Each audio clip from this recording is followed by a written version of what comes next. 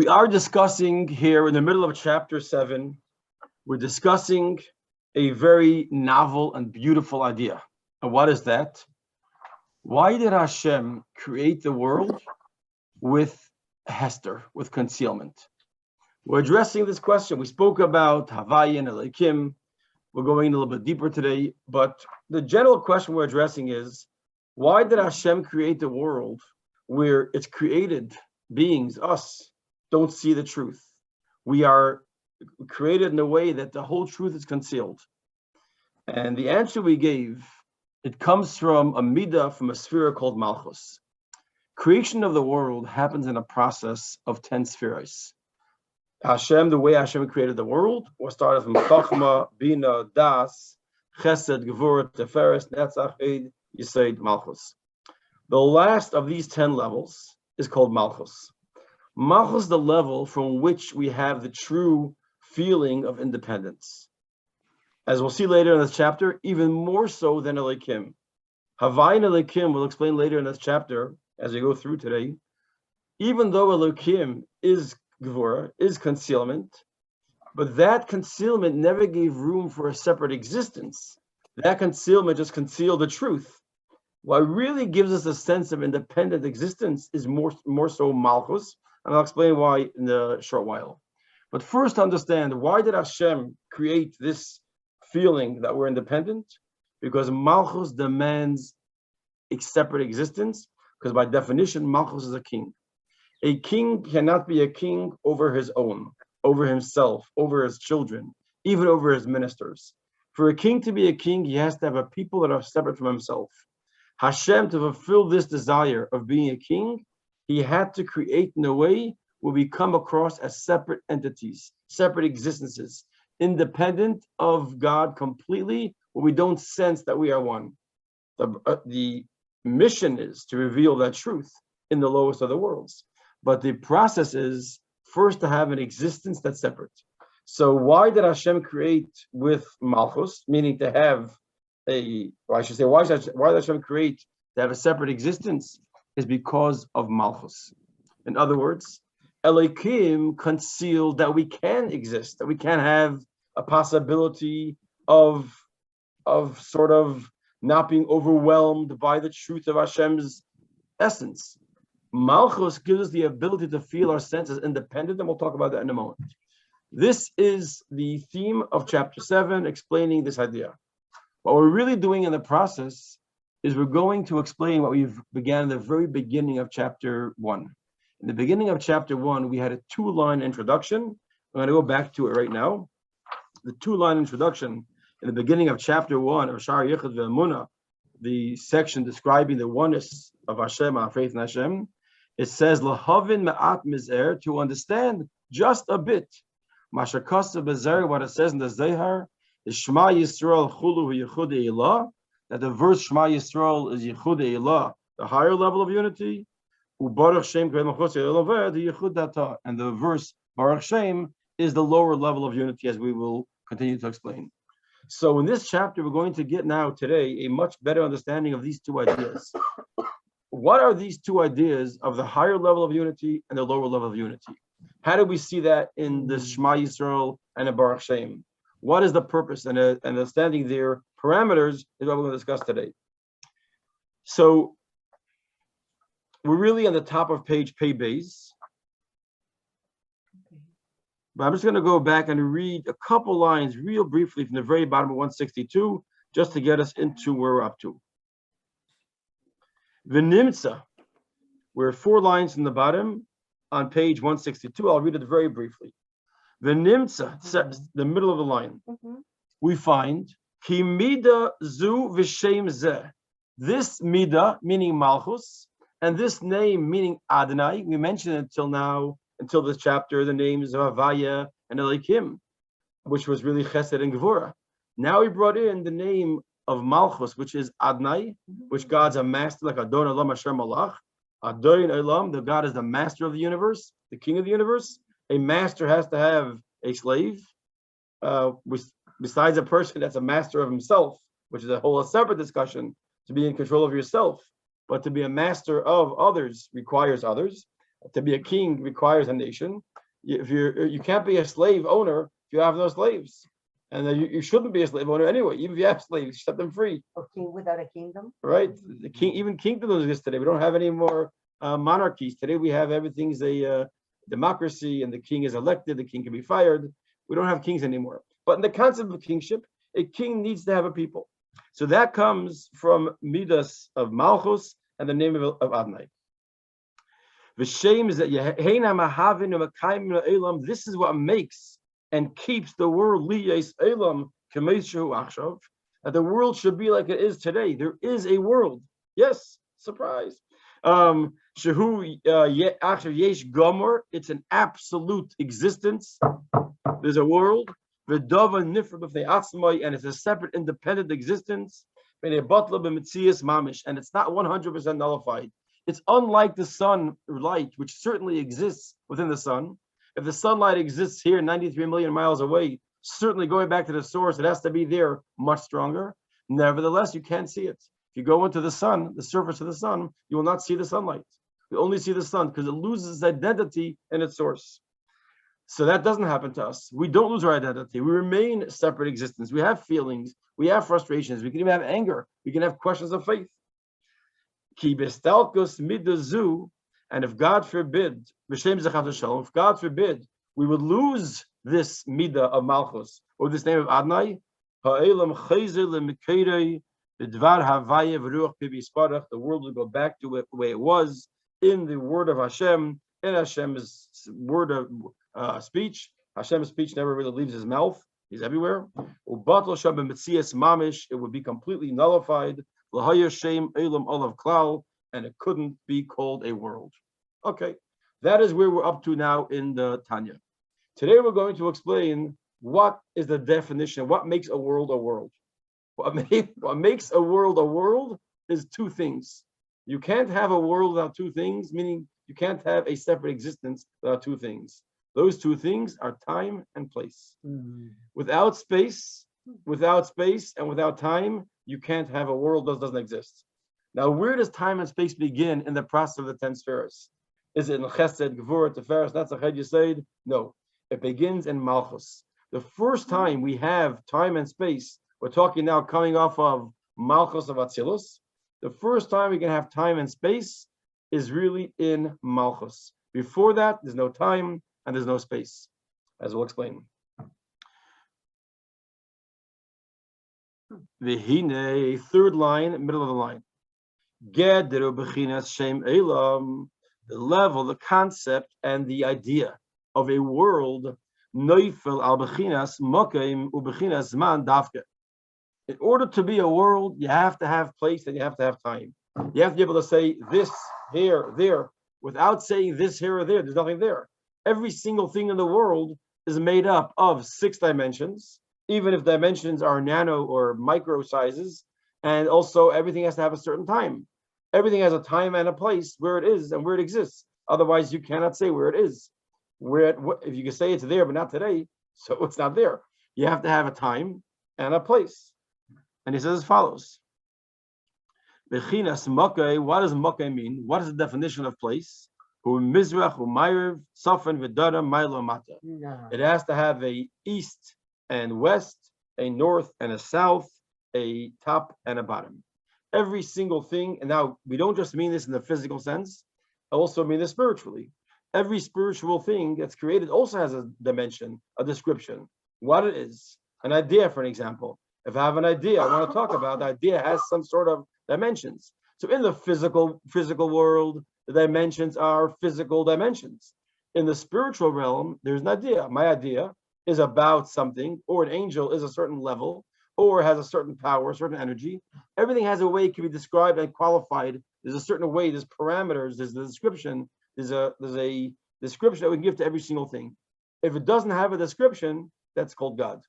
God has no description. You can't describe him. He's tall, he's strong, he's sharp, he's powerful, he's unlimited, he's limited.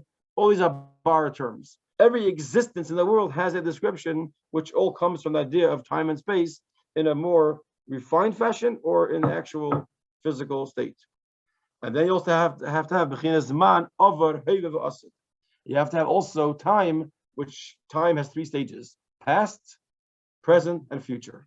There always is a past, present, and future, and that's part of time. For an example, just for the record, Hashem's name Havaya comes from the word which is above word, that's Chesed. That's not Malchus, that's Chesed of the 10th verse. That is Hoya, Hoyve, V'yi as one. He was, he is, and he will be at once. You cannot say Hashem is, Hashem was, Hashem will be. Hashem is, will be, and was at once. He is not describable by a time. Now, V'hine, Kol B'chines Elu, all these levels of time and space, Ein Lehen Shayches B'midis HaKadushos Elyonis, cannot be attributed or described in any one of the higher spheres. That means in Chesed, Gevura, Tiferes, Netzach, Hod Yesod, Malchus, of the higher order, as they are in Atzilus and above, you can't describe to them any one of these descriptions, that it's tall, it's short, it's wide, it's long, it was, it is, it will be. Where does the idea of time and space begin? The first reality, the first mention, the first ability to quantify something by time and space is in Malchus. And we'll see why in just one moment. Well, I'll just tell you why. Okay. Okay. Why? Because only in a Malchus could there be other. In order to have a time and space or a description of something, there has to be something other than Hashem, if you could say that. Within Hashem, there is no room for others, so there can't be a time and a space. Malchus is that which defines and allows for others. Why is that? Let's just go back for a moment and describe the 10 spheres of the body, how they exist within ourselves. That Chachma is intelligence or conception, Bina is comprehension, Das is connection or application, Chesed is attraction, Bina Gevura is rejection, Tiferes is more like charisma or your beauty, and then you have Hod, which is Netzach, which is resilience, Hod, which is submission, and then you have Yisrael, which is connection. All those are things within ourselves. Those are all things within ourselves. Malchus comes to the level of speech. The reason we have speech is only to share with others. We don't need speech for ourselves. While there are benefits to speech, when we use them, like anything else we do, there can be a benefit. The definition, the creation of the level of Malchus is only for other. If I want to share with you what I'm thinking, if I want to share with you what I'm feeling, I have to have Malchus. Even though Yesod, which is the idea, the reproductive organs are Yesod, even those are not really but other. There's a tremendous self found within the whole experience of Yesod. So even though Yesod is considered something which is about connection to other, but it's still me doing something which I want to do. Malchus is really created for other. The whole purpose, like anything, you can have multiple purposes. You could have Malchus being used to show my grandeur. I want to show how humorous I am, or how smart I am, my poetry, my talents, my voice. But at the end of the day, Malchus was created to share with other. So the definition of Malchus is only a factor, only a quality if there's other. If there's nobody else in the world, there's no need for Malchus. There's no need to have speech. It's only with others. So really, Malchus is the part that creates other. And therefore, time and space is where Malchus has to exist. Malchus is where time and space has to exist. Without Malchus, who needs time and space? Time and space means there's something going on that I have to give to, feed, take care of, etc. So the ki'im b'midas malchusi is barach levada shaykh leimish is barach melech. And only there could you use the expression that Hashem is king, either lamaila the inketz, lamata and tachlis. When we say Hashem is king of the highest levels and the lowest levels, that's a Malchus already. All the highest levels and lowest levels start at Malchus, because before Malchus, there's no higher and lower. It's just Hashem. V'chela dalet sitrin, same thing to say to the four directions. V'chein b'chines zaman, Hashem melech, Hashem molech, Hashem yimloich, and even to use the expression Hashem is king, Hashem was king, Hashem will be king. All the ideas of this only begins in the realm of Malchus, in that sphere. V'nimtzas, you find, shechayis hamokim, v'chein chayis hazman. So the existence, the life of time and life of place, and the existence of all of this above mentioned, time and space, as long as they're going to last, it comes from the midah of Malchus. So we are standing a few parameters. First of all, the definition of Olam is that there's time and space. That's point number one. Point number 2 is time and space only exist in Malchus and down, not above. Above Malchus, there is no time, there's no space. And also, what's the other thing that makes it exist? V'shem Adnus Baruch Hu, and the name of Adnus. Now, before we go further, I just want to explain something very powerful here.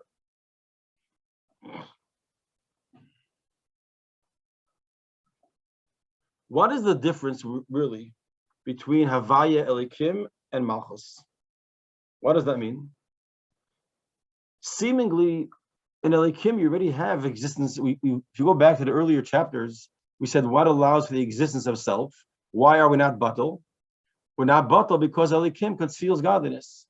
So why do we need a second level of Malchus, a second concept called Malchus, to make us exist? In other words, if Havaya was the idea of Hashem's revelation and chesed, and Elikim is Hashem's concealment, and concealment, we said we're concealed in order so we can exist. We shouldn't be batal like light of the sun in its source. So what's that different than Malchus? How do we understand that in our minds that Malchus has some sort of, we more exist? What does that mean? We're more described? So to appreciate it, there's a metaphor given by Rabbi Elkan, which is a very beautiful metaphor to understand how sometimes I could think of something, but it has nothing to do with that thing. It has to do only with me. What does that mean? Imagine there's a court case between two Jews. And one Jew says, you owe me $1 million.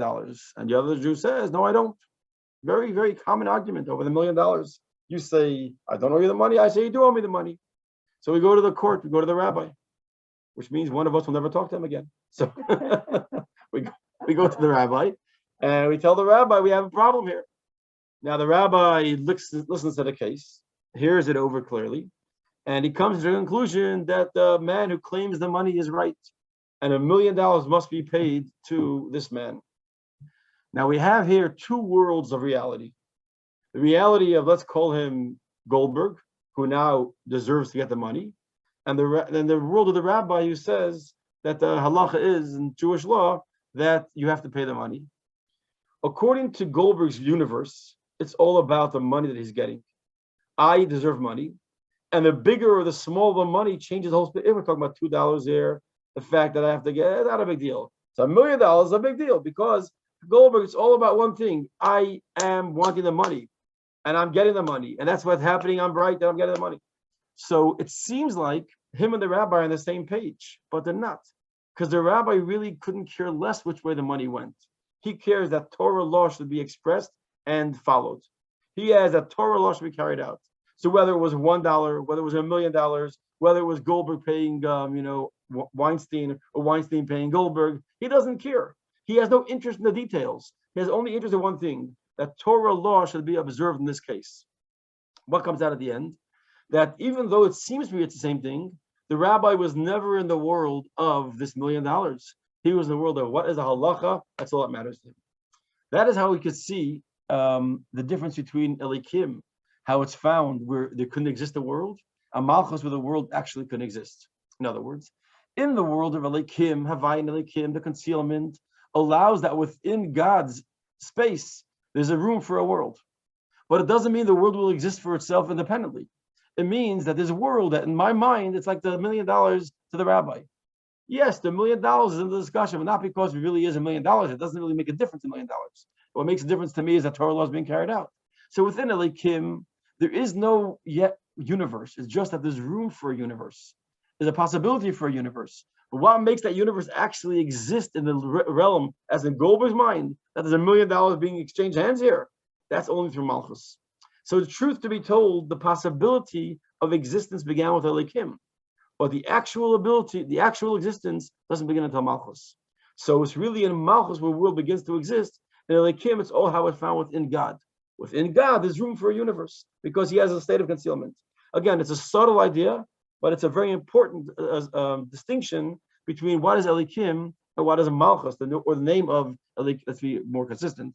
The name of either Gevura, the name of Elikim versus Adnai, or the sphere of Gevura versus Malchus. Okay. So one created us and one gave us animation. Well, Elikim gave us room to exist. Right. So Malchus actually creation happens through Malchus. But as I said before, remember, Malchus has no identity for itself. Malchus is like your mouth. Your mouth doesn't have a brain. Your mouth doesn't have it's controlled by the brain, but your mouth doesn't have articulate thoughts, mathematics. If you want to give a mathematical formula, you can't say, wow, what a brilliant mouth.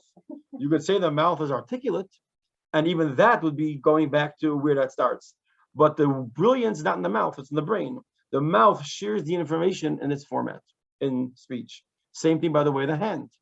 The hand is not, while the hand may write, you can't say, what a brilliant hand. Genius. No, the hand happens to be a tool that carries the stuff from the brain through the fingers. And in a way, writing is very similar to Malchus in that sense. Right.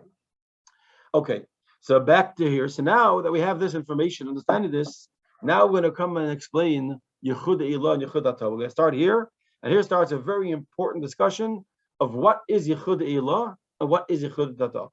Because we're really doing it, we're going to explain this by answering one more question. And that question is that we should have in our minds. 1 second. It sounds like now that in the world of Malchus, it's actually disconnected from God. The fact that through Malchus can exist a universe that actually exists, that's present and real and going on, it sounds like Malchus has a certain lack of the true unity of Hashem. Because the true unity of Hashem is nothing else exists. Malchus telling me something else does exist. Whoa. So how do you get to this point? Is Malchus a lie? Is Malchus a battle against God? Is Malchus a distortion of truth? How does Malchus allow something to exist? And what we're going to explain now is that the truth is Malchus has, we always talk about as Chassidim, there's something called iskashrus. We exist as independents, but we're mekusha to a Rebbe. One of the mitzvahs in the Torah is Udovka Boy, to cleave to God. The Rambam says, how does somebody cleave to God? You tape yourself to the walls of the shul. Do you tape yourself to it? How do you cleave to God? And he says you connect to a tzaddik. Tzaddikim are a transparency. They don't have his own identity. A tzaddik doesn't have an identity. I'm brilliant. I'm wise. That's a wise person. A tzaddik is someone that doesn't have an identity. Everything you see on him is just a conduit of godliness. You cleave to that tzaddik, you're connecting to what he's connected to, which is God. He's like a sticker that you want to put something to the wall. You get those two-sided tape. He sticks you to God. So he's not really a sticker. I don't want you to get around thinking he's a sticker. So the bottom line is that the same thing is, here's the truth. That the hiskashrus that connects us, like we connect to a tzaddik, that's a hiskashrus that Malchus has to Elikim and Havaya. Malchus is connected to the levels of the highest spheres with a bond of oneness. It's mekusher. It's connected. And these two ways of describing this connection is going to be Yichud Eilah and Yichud Atah. So if you picture these two things connected, there's two ways to connect it. And I'll just say it outside first, the concept, then we'll do it inside.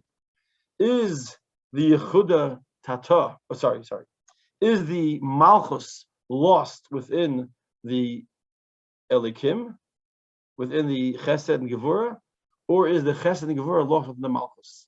Which means what is the primary and what is the secondary? To understand this, we have to be able to see a non-Chabad Siddur. A non-Chabad Siddur, I think it's particularly that really non-Chabad. It's the Sephardic Siddur. There's certain Sephardic Siddurim and other Siddurim where you see our Siddur, we're very simple with Hashem's name because the Arizal and the Alter Rebbe didn't want to confuse us with all the Kabbalistic formulas that we're not really going to understand, but we're going to pretend to understand. So he basically did not put into the Siddur all the Kabbalistic shapes. In other Siddur, they felt it was important to see with your eyes visually the Kabbalistic formulas of God's name. One common thing you'll see in other Siddur, like the Sephardic Siddur, you will see that when it says God's name, Yud, and then Hey, then Vav, then Hey Havaya, it will be mixed into that name, oftentimes, the word Adnai. And sometimes it will be spelled Yud, Aleph, Hey, Dalid, Vav, Nun, Hey, Yud. Sometimes it will be spelled Havaya around the word Adnai. Sometimes it will be Adnai around the word Havaya. Sometimes the Yud comes first, Aleph, meaning it's different formulas. We'll see it. They actually look at a Siddur.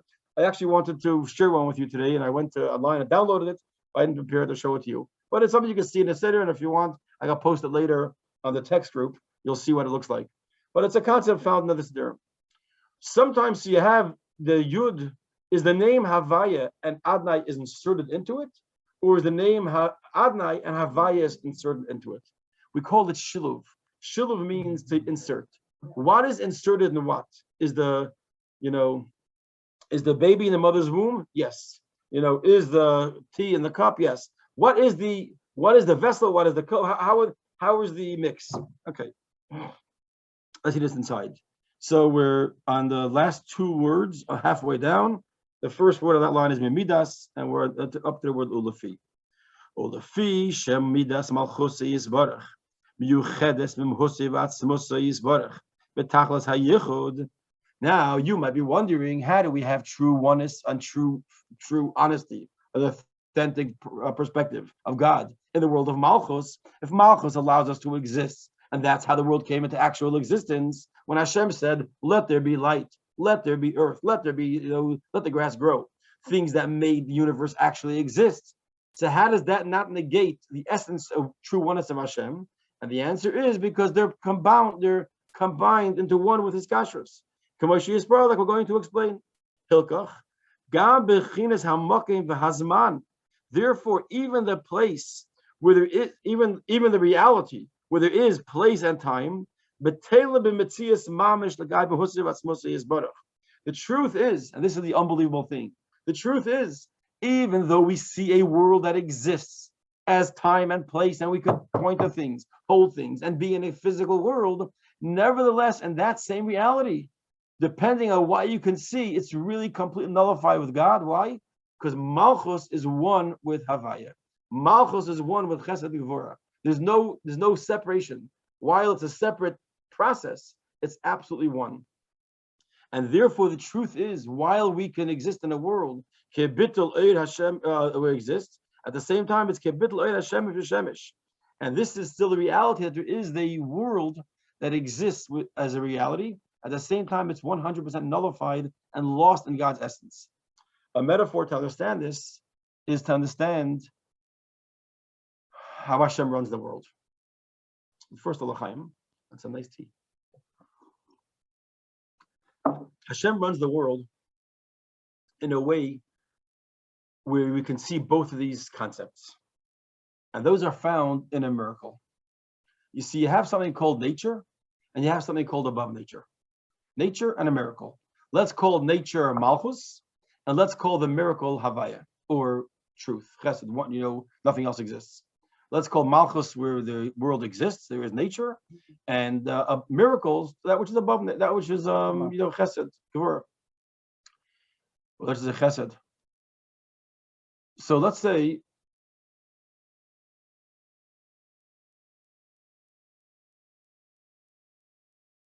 somebody wants to attack another person, and while a person is going to, let's say, mug another person or attack another person with a weapon, at the last second, right before the person attacks the other person, a piece of rock or a pebble from under a car or under something spins out, flies across, and hits the would-be murderer, would-be mugger in the head with a stone.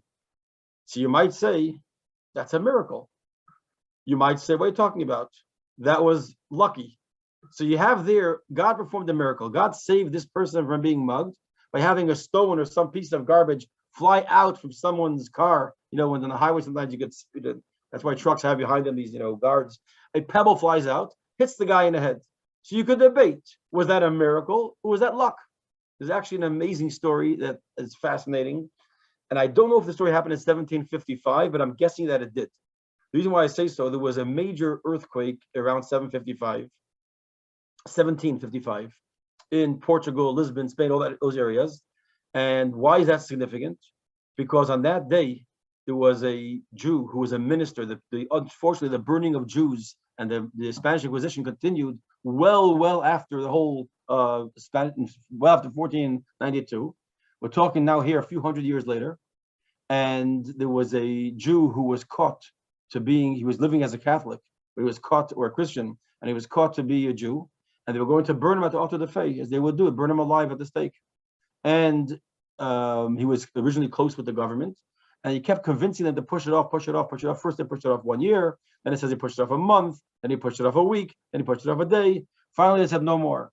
They went and they decided they're going to have the burning of the stake. Right when they had the whole podium set up and the bleachers are set up, people are watching, and they're about to light the fire. He's tied to the stake. An earthquake hits, and I'm assuming it's the one of 1755. I was trying to look up this morning when it was. I couldn't find it fast enough. And basically, he is set free. It's amazing that the chaos and everything, he falls apart and he runs away and he escapes. And he had a question: was this a miracle from God, or was this a random act that got lucky? And he didn't know. And he travels around and he asks, who does he come to? The Baal Shem Tov. The Baal Shem Tov, as we know, passed away in 1760. So the Baal Shem Tov was still in Bezhebush, and he comes to the Baal Shem Tov and he asks him, I want to know. He comes into the Baal Shem Tov. Before he can open his mouth, the Baal Shem Tov says to him, welcome, minister this, from traveling all the way from Portugal, wherever he came from. He says, the question you have, outside there's a man taking care of the horses. His name is Rav Wolf. He could answer your question. And the Rav Wolf tells him when he comes outside, you should know it's both. It was a miracle, but an earthquake didn't happen for you. It was predetermined at the beginning of creation, the earthquake would happen here. The miracle is that Hashem coordinated and pushed. That's why you kept pushing off the time of your execution, of your to be killed, to this day. And that's what, meaning it happened specifically at that time, but it was guided by God. Here you see where there's a miracle taking place, but the miracle is hidden. It's obviously a miracle that this pebble flew out and saved this lady. But the bottom line is the miracle is hidden. That's called Havaya Shiluf Ba'adnai. There is Havaya, but it's lost in nature. It's easily explained how it was natural. It's easy to explain it.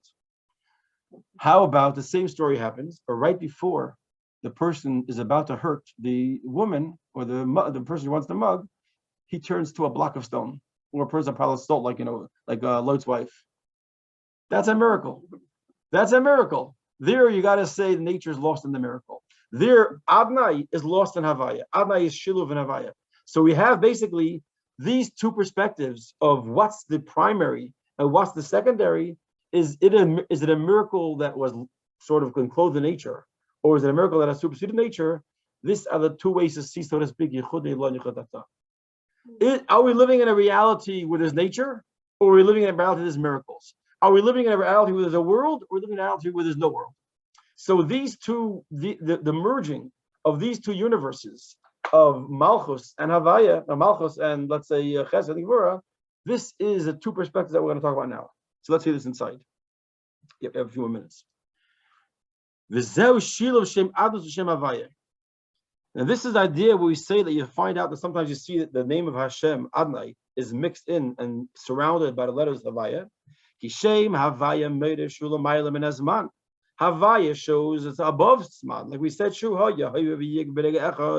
that means it's all past, present, and future is one. In the world of Havaya, there is no space and time. There's no limitations. One of the most beautiful parables we spoke many, many times is the concept of the Mishkan, that the old Mishkan in the desert was 10 cubits by 10 cubits square. The Holy of Holies, we're talking about, the Holy of Holies is 10 cubits square. You had sitting in there, going from north to south, you had the Aron. Aron was 2.5 cubits by 1.5 cubits by 1.5 cubits. And the Aron, if you measured in the space, the Aron, let's say it was 10 cubits to here, and the Aron was 2.5 cubits. If you measure on either side, it was 5 cubits. You measure the Aron, it was 2.5 cubits. Across the whole world, it was 10 cubits. It doesn't make sense exactly.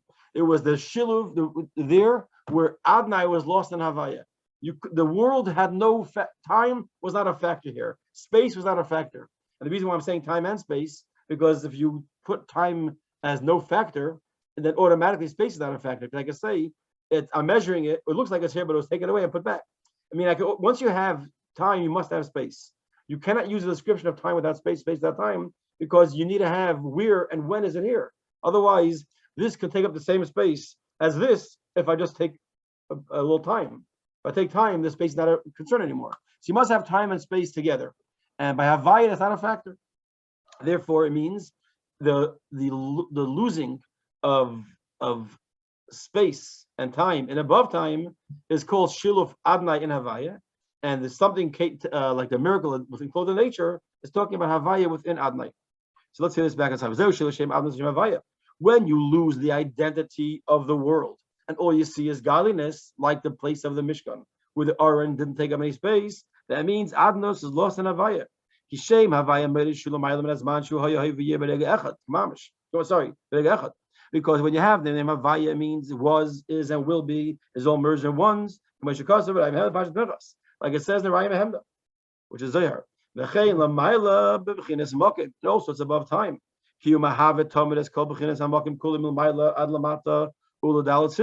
Because Hashem is constantly creating all aspects of space, which is right and left, up and down, front and back. And even though Hashem is technically higher than Makim, higher than Zman, Hashem could be here. We can have both at the same time. Hashem could be found here. The Hainu Shemisyachad b'midas Malchusay Shemeru Nimshach v'Nizhav HaMakim v'Zman v'Zeh Yichud Tata. Yichud Tata means that there is a world, there is a universe, and it's all lost inside of it.